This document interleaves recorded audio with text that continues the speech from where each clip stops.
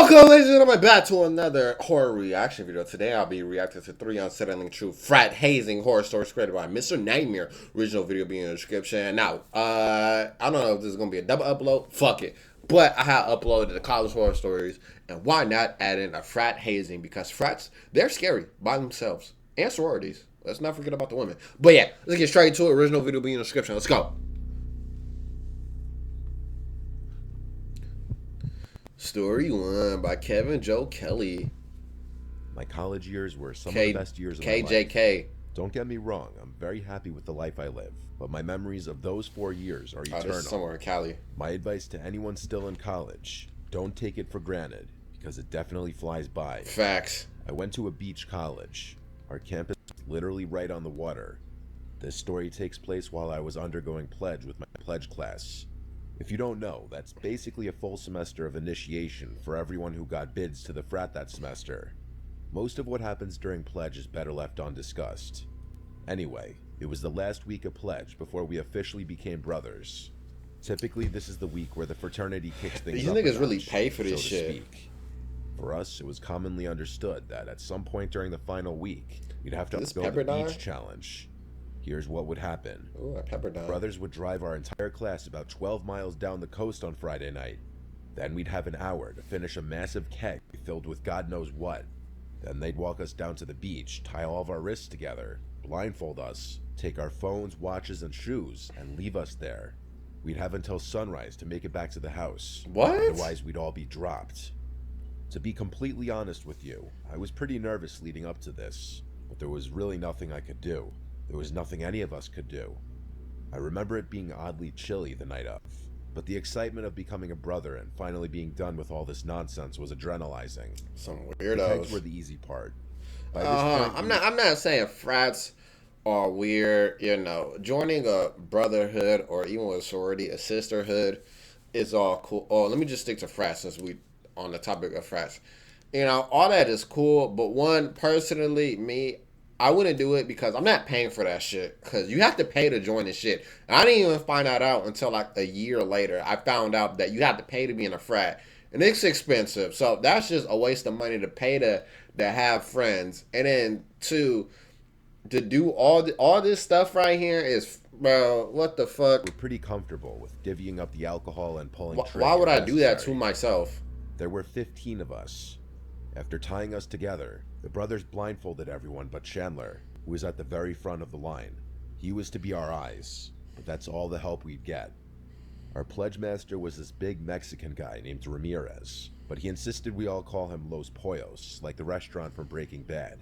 He was a strange YouTuber? Dude. He outlined the rules for us one last time, then joined the rest of the brothers and left. We were now on our own. I won't run you through everyone's names, but my closest friends in my pledge class were Chandler, Whitworth, Jackson, and Vikram. I was at the very back of the line, and Whitworth was directly in front of me.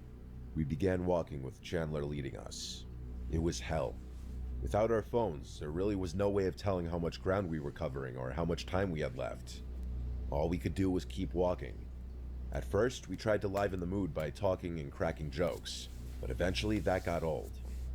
After what I'll call 2 hours of walking, we were trudging along in complete silence. Oh, this is Navy SEAL training, nigga? Someone to throw up. I started to dissociate. Even the sounds of the ocean grew silent as I walked along, trapped inside my own head. It was completely silent. Suddenly, I felt a sharp tug on the rope around my wrists, so I took a few big steps forward and stopped, assuming Whitworth had fallen. Whitworth was a little more clumsy than most, so this kind of thing wasn't super surprising. I didn't really have the strength nor energy to ask him if he was alright, so I just waited. I must have been standing there like a statue for a full minute. Something felt off. I was just about to say something when the rope around my wrists was pulled tight again. I resumed walking, pleased that Whitworth hadn't passed out. Were they allowed to talk or no? I drifted back into my zoned out phase, feeling terrible. I prayed we were closing in on the final stretch. We had to be. Just then, I took what must have been my 10,000th step, but something was different. Instead of hitting damp sand, my foot slapped the unmistakable thin layer of ocean water. I took a few more steps and the water got deeper, reaching up to my ankles. I was confused. Why would Chandler be leading us into the water? The rope pulled tight again, meaning Whitworth and everyone else in front of me was continuing to walk, so I did the same. I guess I figured someone needed to wash off their feet for whatever reason. Are they not allowed to If no one else speak? was complaining, though, I definitely wasn't going to start. The water remained ankle height for a while, advancing and receding with the sway of the waves. Just then, though, I felt the water begin to rise again, until it was comfortably around my shins. Chandler was definitely screwing with us, which for the life of me I couldn't understand why. Wasn't this stupid activity painful enough? The water was only going to slow us down. Seconds later, it began to pick up on a faint sound in the distance. I craned my ears and began to recognize it. It was the sound of an idling boat engine. As we continued to walk, the drone of the engine only got louder, meaning it was getting closer. Or I was getting closer to it. I was starting to get really uncomfortable. Like this fucking The water was sound. almost up to my knees at this point. Finally, I broke what must have been hours of unspoken silence. Guys, what the hell are we doing in the water? I waited, confused as to why no one was answering me. Guys, I asked again in a more concerned voice. Still nothing. I could feel panic begin to set in. Suddenly, my blindness was suffocating. I had to look around. I reached my wrists up towards my eyes in an attempt to undo my blindfold. As I did so, the rope yanked away from me, forcing my arms back down. I cursed, plunging my head down towards my fingers and undoing my blindfold before the rope could be jolted away from me again. To my horror, Whitworth wasn't the one guiding me. Instead, I found myself staring at a random, middle-aged man holding the frayed end of the rope tied around my wrists. I stared in shock at the severed rope in his hand, and that's when I realized what had done the cutting. A long, rusty kitchen knife sat in his left hand. Past him, there was Where's your niggas at? and I could make out 3 more silhouettes towering on board. I screamed bloody murder before he had a chance to react, yanking my arms upward as fiercely as I could. At the same time, I lifted a foot out of the water and kicked his chest with all the strength I could muster. Luckily, the rope broke free from his grip. He grabbed my shirt to try and cushion his fall, but the fabric gave way with a deafening rip. He yelled as he plunged into the water with a huge chunk of my white pledge t-shirt, but I was already moving as fast as I could toward dry land, my wrists still tied. A few seconds passed before I heard a splash from further away. Someone had jumped off the boat.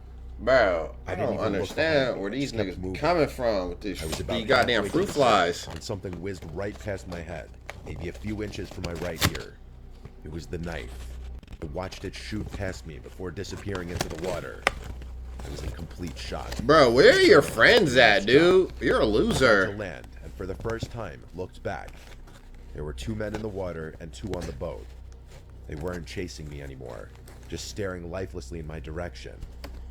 The closest man was still holding onto the white piece of my shirt that had torn off in the fray. I didn't waste another second. I ran up the beach and made it to the street. By this point, it was past sunrise, but my frat was the last thing I was thinking about. I flagged down the nearest car, and after pleading to use their phone, called the police. It was no use. By the time the cops showed up, the 4 men were gone, presumably off to wherever in that tiny little boat of theirs. Nigga, pirates. I lied to the cops about Are they what happened, Somalians? Nah, I'm worried joking. that there might be repercussions for the frat. Luckily, they didn't ask questions. I didn't get too much crap from my frat brothers. They were actually more pissed at Chandler for not realizing what had happened, even though he swears he didn't hear a thing. After that, I Nigga became lying. a brother, and things went back to normal. Well, normal for a while. A few weeks later, a couple of the guys and I were playing beach die in the sand behind the house when Jackson noticed something in the distance. So you're telling me this dude Chandler, he was the head honcho in charge to make sure that everybody was following him or tugging a rope? Bro, this shit is stupid anyway. Let's be honest, bro. Nigga, you kind of put yourself in this situation. Why would you do this? You're on a beach with a blindfold, a rope tied with your arms. You lucky that your hands and arms was in front of you and not behind you. Because if them shits was behind you, nigga, you would have been cooked like a goose. You know what I'm saying? Dead homies. Like, come on, bro. There was Motherfuckers is stick poking out silly. of the sand, and tied to that stick was the white piece of cloth that had been torn from my t-shirt. The design on the ripped stick was unmistakable. It was my shirt. To this day, I have no idea how they knew which frat I was in. My brothers think they might have recognized the piece of my t-shirt, but I have a more sinister theory. I think it's very possible that they knew our frat would be sending us pledges on that beach that night, helpless and blind. I think they very well could have planned the whole thing around that stupid tradition, swooping in and kidnapping whoever they could. I was just unlucky enough to be in the back, which still gives me chills to this day. I still wonder what might have happened to me had I gotten on that boat. You would have got your The booty police, took. as always, were useless. It's been nearly a number of years. And they Your never booty found would have got anything. took, nigga, and you would have end up on a Twitter page. Bro, that's bro. That was, bro. Like I said, if you want to join a frat, there's nothing wrong with joining a frat. If you want to create a brotherhood, a bond that will last a lifetime, go ahead. You know, I know some frat niggas out there really cool. You know what I'm saying? My nigga Beto, you know what I'm saying? My nigga X, you know what I'm saying? My nigga Santee, you know what I'm saying? My nigga Nick, you know what I'm saying? Them niggas is cool, bro. I don't know what they do behind scenes when it comes to hazing and making niggas join they shit and all that, you know. So I can't speak for that. But from what I know and how long I've known them and the time that I've spent with them, they're cool.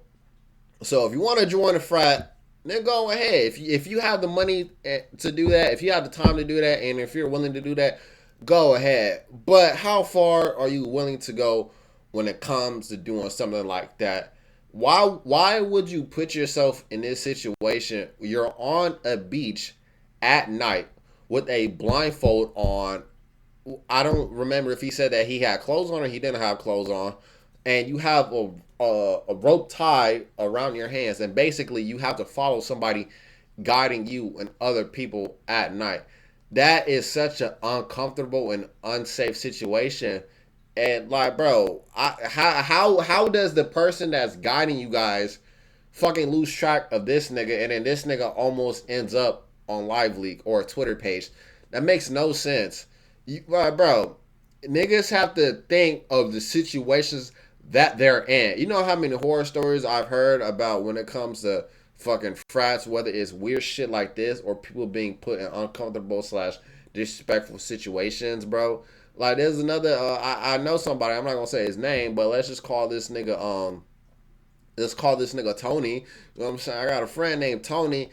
He used to be a part of a frat. He left the frat, but there was one situation where when he was in the frat, you know, I guess he was a little, or he was trying to join the frat, and you know, I guess they try to make you do stuff, or like you have to follow your big in order to join a frat, yada yada yada. And the big had like spilled something on the floor, and the big told Tony to get on his hands and knees and to take his shirt off and to clean whatever the big had spilled. He said, "Clean it now, bitch," and told him to do all that. Get on his hands and knees and clean it. That's ridiculous. Like, come on, bro. That's ridiculous. Bro, oh my gosh. I fuck around be here all day with me This lecturing happened to me niggas. about a year ago today, which is why I'm writing about it now. I'm a 19-year-old college student that was in the middle of joining a fraternity on my campus. Oh, I go to a big party school down fruit flies south, and and shit. Greek life is taken very seriously there. For privacy reasons, I'll spare the specific details, but this particular night was my initiation, meaning the night that me and my class of 20 students would officially become brothers in the fraternity. During the process of joining, which lasts a couple of months, Florida the Atlantic brothers would make us University, do is that odd it? things, D1? like blindfold us and Oh, take why us that to nigga strange going places. backwards? You know, typical hazing stuff. This was one of those nights. We were blindfolded and left the frat house around 10:30 p.m. The brothers I don't understand all this blindfolding stuff. Oh yeah, he said in the last story they took his phones and walked like, bro, come on, what's up with took this, our bro? phones and drove us to a mystery Nick, I need location. answers, We went nigga. between a couple different cars to make sure we all got there. On the way over, they made us try and memorize some corny song while it blasted on full volume. We always had to do these annoying tasks while blindfolded. What's on a beat? I How guess it's deep, part of bro? the whole That's not hazing corny. thing. I just fuck with it. Anyway, after about 20 minutes of driving, Don't say the this. car stopped and I heard the doors open and close. I felt a hand grab my arm and silently usher me out of the car. We walked probably 200 bitch feet ass out the where car I was now. then told to sit down and be quiet. I was sitting on grass, so I assumed we were in a field or something. I could also tell I was sitting near people because I heard them sit down, and I also heard the brothers telling each of them to be quiet. After about a minute of sitting in silence, I heard a voice speak to all of us, saying a bunch of fraternity-related things, but mostly about how we were deemed worthy of becoming a part of the Brotherhood. Then, over the course of like 30 minutes, I sat in silence, occasionally hearing the sound of footsteps and movement around me. I figured they might have been doing the final steps of initiation with each person individually, like walking them away to talk to them in private. I didn't know for sure, but being blindfolded meant I was just left to my imagination. Make them suck some cock. There was a time, though, when the footsteps went away. All I was left with were the sounds of crickets and leaves rustling through the night breeze. I began to grow uncomfortable, as it must have been like 20 minutes that I was sitting there in silence. Then suddenly... Put yourself in this situation. Are you really, like, bro, you really think that you will be okay in this situation? You know what I'm saying? I know there's some dickhead watching this. Oh, yeah, I'm a real nigga. No, you're not. Shut up, nigga. I felt a hand. That nigga Jason come out the woodworks and kill you. He didn't say a word, and neither did I. I just wanted to get it over with so I could take the stupid blindfold off. While we walked, I could feel the ground below me go from grass to more rough terrain. I could tell we were walking through a forest, as I felt branches and shrubs scrape against my body. We were walking for some time, and at one point, the blindfold became very uncomfortable around my eyes. I told him this and asked if we could stop for a second so I could adjust it. He stopped and let go of me. As I stood there, rubbing my eyes from under the blindfold, I heard a deep, raspy voice say, "Take it off." I hesitated for a second, not knowing what to say. His voice threw me off, as it didn't sound like a voice I recognized. Needless to say, I took it off, and what I was greeted with was not what I imagined.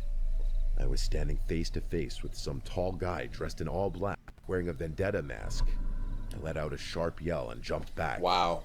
A part of me thought this was just some fucked up hazing prank, but before a word could even escape my mouth, he lunged at me, yelling that he was going to take me with him. Oh my gosh. I wrestled on the ground, and I could tell that he was trying to choke me out. With all my strength, I threw him off of me, got up, and bolted in the opposite direction, using nothing but moonlight to guide my way back. My heart was beating 1,000,000 times a minute, and I kept looking back, fearing that he was following me. I eventually heard people yelling my name, and I nearly ran head-on into one of the fraternity brothers. I told him in scrambled, broken words that some random guy wearing a mask led me into the forest and tried fighting me, but before I could warn them any further, 5 or 6 of them rushed past me. That nigga was gonna take to your cheeks, bro. One of them stayed with me to calm me down and walk me back to safety. When we made it out of the woods, I realized we were in a backyard, presumably one of the brothers' houses. I saw nearly the whole fraternity standing out on the porch, looking at us in shock. I asked them what the hell was going on. They said that since it was dark, I was the last in line. The brother who was supposed to be escorting me somehow overlooked that I was there and completely forgot about me. A couple minutes later, one of them thought they saw movement in the woods, which was around the same time that they realized I wasn't in my group. I was in such shock I couldn't even be pissed about it. None of them knew who that man was, but some of the brothers speculated it could have been a brother from another fraternity. Shortly after, flashlights emerged from the trees, and I saw them running back towards us. They told everyone to get the fuck out of there and get back to the campus immediately. He didn't ask questions. They locked up the house, and one of them got on the phone with the police. The whole car ride back, I was bombarded with questions, and I answered them the best I could with my mind still racing. I wondered where that man came from. Bro, you lucky that nigga didn't just come up and just fucking execute you while you were fucking blindfolded. Why was he wearing a mask? What he could have been leading me to. I made up scenarios in my head, like how it could have been a brother from a rival fraternity trying to steal me before I was initiated. That doesn't explain why the brothers locked up the house and called the police, though. I didn't find out until the next day, when one of the brothers who ran after him told me what they found in those woods, and what they found was not what I expected. As they were running, they saw a light in the distance. They grew silent, and when they got closer, they realized it was a bonfire in the middle of a clearing. Standing around the fire were several people dressed in all black and wearing white vendetta masks, chanting and throwing things into the fire.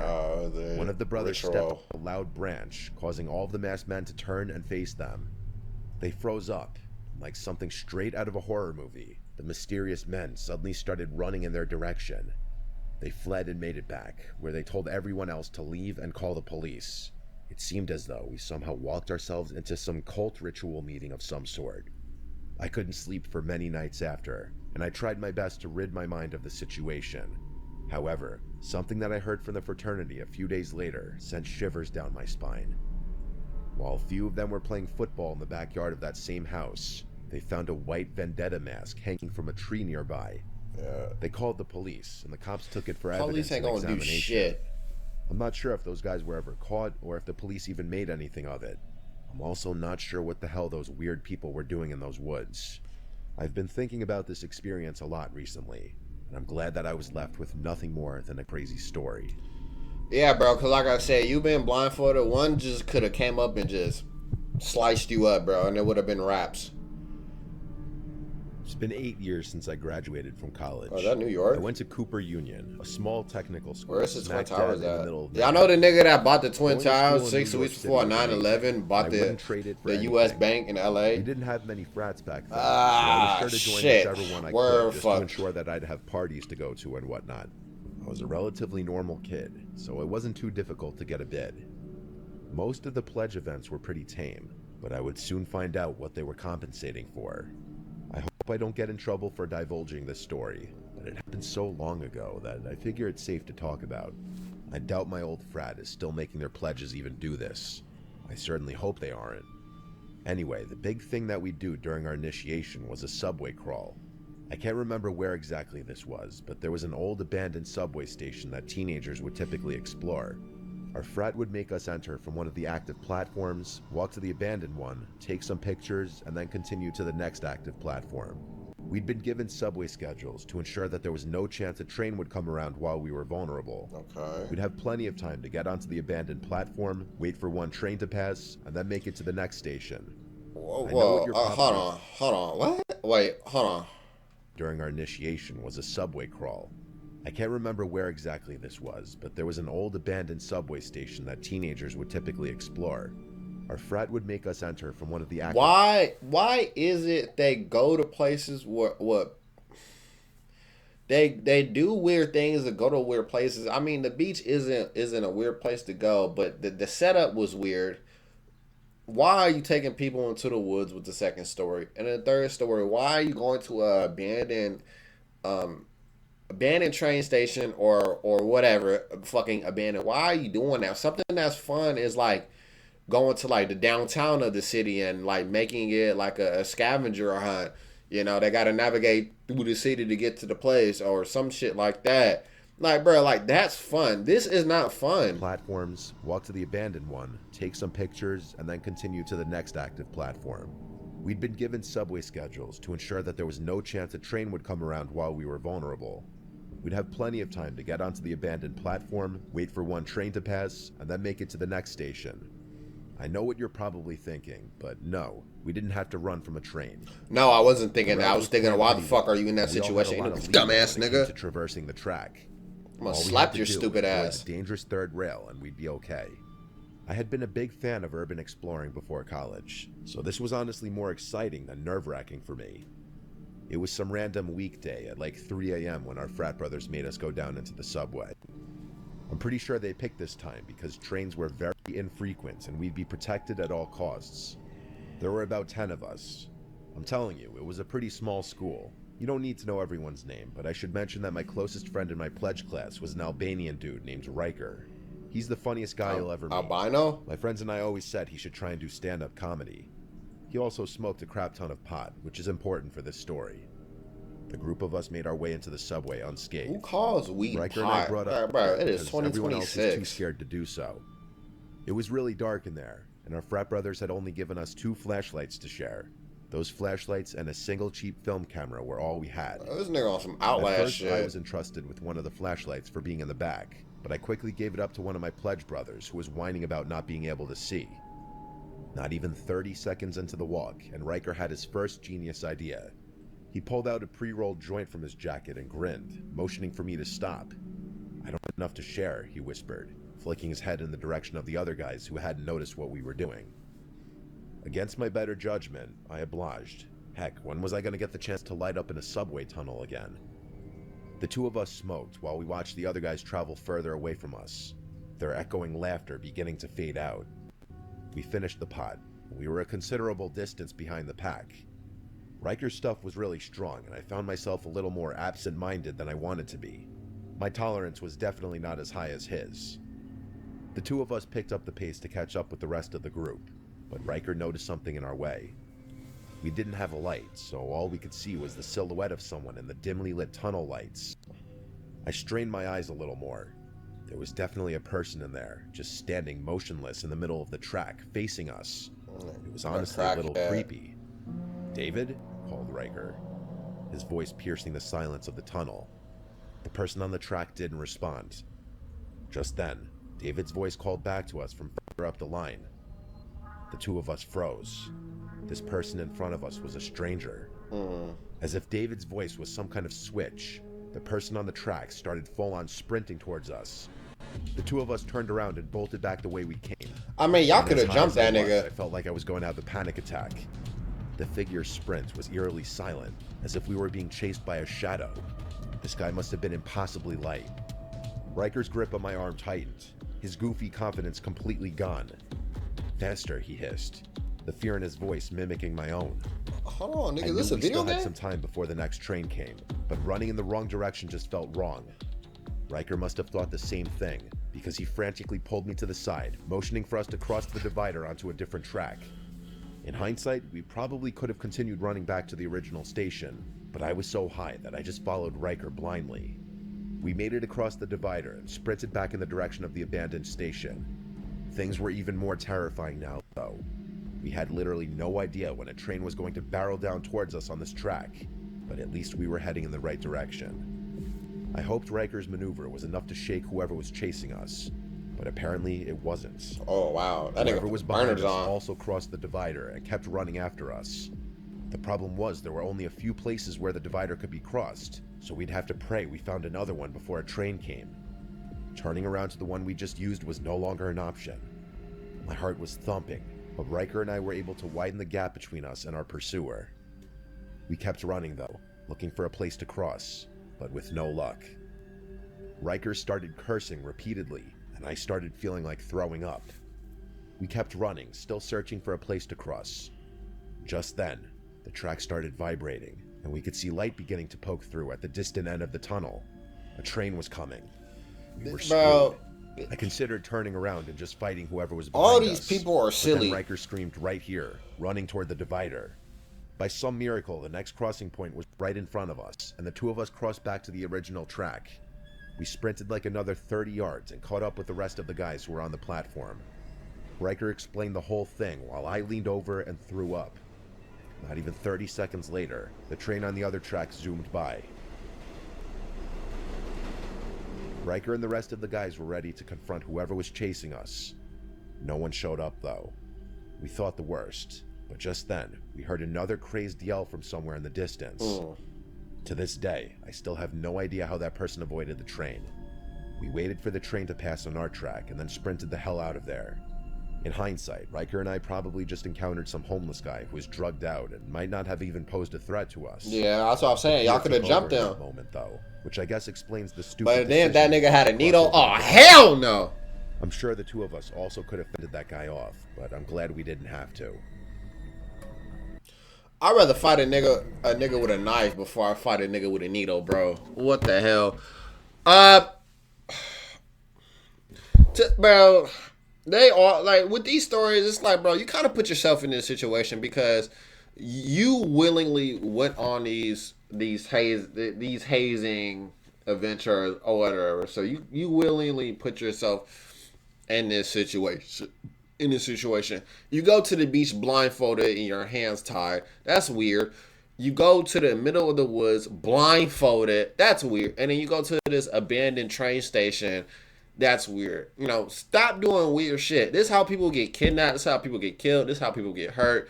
You know what I'm saying? Because people don't think before they do. Should I really be doing this? Should I really go to an abandoned train station? Should I really go to the middle of the woods out of nowhere and blindfolded? Should I really go to the beach without my phone, without my wallet, without somebody knowing my location, without me having my ID on me, blindfolded and my hands tied, and my faith is within this whoever this individual is? Like, bro, should I really be doing that? That's the question. And if you sit up here and you have to hesitate when answering that question, you're just a dumbass, and you're gonna end up on the fucking Walmart fucking wall with all the missing people. That's literally what's gonna happen to you, because you don't think before you do. But yeah, bro, all this shit, these niggas kind of did it to themselves. But all right, y'all. I'm gonna end it here. Once again, this is 3 unsettling true frat hazing horror stories created by Mr. Nightmare. Original video will be in the description. Comment down below if you guys have any comments on the stories, or if y'all have any stories, whether it's you're in the frat or what you've experienced from a friend in the frat. Comment down below if you guys are willing to share. You know, like I said, frats, you know, if that's something that you want to invest in, there's no problem with doing that. But be mindful of what you're doing, because, you know, truth be told, frats, they do weird shit. Frats and sororities, they do they do weird stuff. You know, just what was it, a month ago or a month and a half ago? I forgot where it was, but that cop had went down in the basement, and all the frat dudes were basically standing in the basement with just their boxers on and stuff. I think that was a hazing thingy or some shit like that. But like that stuff is weird. Don't be doing stuff like that. That is not worth it, bro. Have some self-respect and have some self-knowledge, and just don't be a dumbass. All right. I hope y'all enjoyed this one. I'll see y'all in the next one. Grandson out. Since you ain't, I even, and all of, and the justice, and even, and all of, and the